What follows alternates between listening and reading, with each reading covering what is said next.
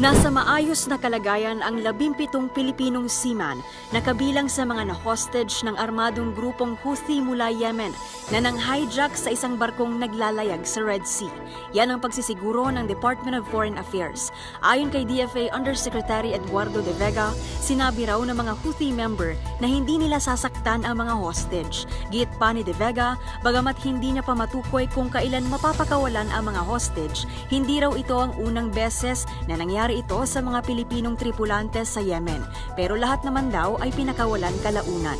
Binigyang diin ni De Vega na lahat daw ay ginagawa ng ating gobyerno at sinigurong mapapakawalan ang mga Pilipinong nadamay.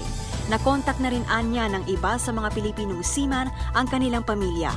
Dagdag pa ni De Vega, sinabi raw ng Houthi rebels na ipagpapatuloy raw nila ito habang patuloy rin ang mga pag-atake ng Israel sa Gaza. Naniniwala naman si De Vega na mapapakawalan ng mga hostage sa naturang cargo vessel, lalo na't may 4 na araw na ceasefire sa pagitan ng Hamas at Israel. Sinugod ng Houthi nitong linggo ang barkong Galaxy Leader na isa raw Israeli cargo ship ayon sa mga miyembro ng armadong grupo.